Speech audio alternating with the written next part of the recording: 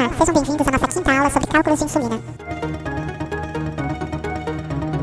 Dentre os hormônios, o mais importante é sem dúvida nenhuma a insulina. Ela é produzida pelas células beta, localizadas nas ilhotas de Langerhans, no interior do pâncreas, e tem a função de regular a quantidade de glicose existente no organismo. A glicose penetra nas células graças à ação da insulina. No diabetes, a falta de insulina e, portanto, a glicose não penetra nas células, permanecendo na circulação. O nível normal de açúcar no sangue é de 70 a 110 mg por decilitros. Acima de 110 e até 126 mg, fala-se em intolerância à glicose, e após 126 mg, diabetes.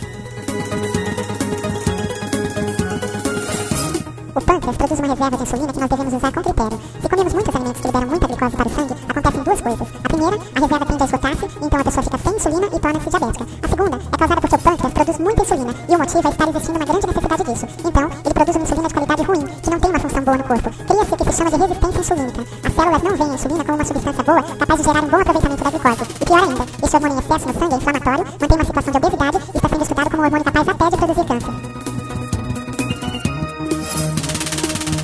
O diabetes é caracterizado por um metabolismo desordenado dos hidratos de carbono devido à deficiência de insulina. A falta de insulina deixa de abastecer de glicose as células. Sem a glicose, as células têm de buscar fontes alternativas de energia, sendo forçadas a usar as proteínas dos músculos e a gordura do tecido adiposo como fontes alternativas. A glicose não podendo sair do sangue causa hiperglicemia, que é o aumento da concentração de glicose no sangue, e com isso, aumenta a pressão osmótica dentro do vaso sanguíneo, que faz com que o sangue absorva para si líquido de outros compartimentos como das células, levando com isso a desidratação celular.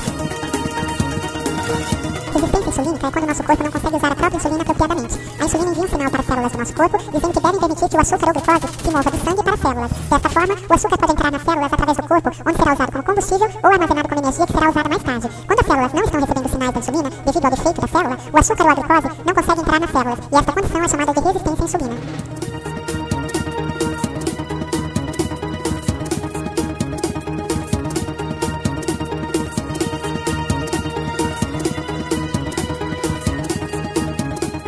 Vamos aos cálculos. A prescrição médica de 20 unidades internacionais de insulina NPH, rotuladas 100 unidades internacionais por ml, e seringa de insulina graduada em 100 unidades internacionais por ml. Eu devo aspirar na seringa de insulina até a demarcação de 20 unidades internacionais. Neste caso é bastante tranquilo, pois tanto o frasco como a seringa têm a mesma relação de unidades por ml. Isso significa que o frasco tem a apresentação 100 unidades por ml e a seringa também a mesma apresentação. Quando nós tivermos frascos com a apresentação diferente da graduação da seringa, ou ainda, quando não existir seringa de insulina na unidade, nós utilizaremos uma fórmula e será necessário o uso de seringas hipodérmicas de 3 ou 5 ml. A seringa adequada para o preparo e aplicação da insulina deve ter agulha fixa e graduação em unidades. Há 3 tamanhos de seringas, de 30, 50 e 100 unidades. Nas seringas de 30 e 50 unidades, a escala é de 1 em 1 unidade. Na seringa de 100 unidades, a escala é de 2 em 2 unidades. Portanto, a escolha da seringa depende da quantidade de insulina que você precisa preparar. Há também 3 comprimentos de agulhas, 8 mm, 9,5 mm e 12,7 mm.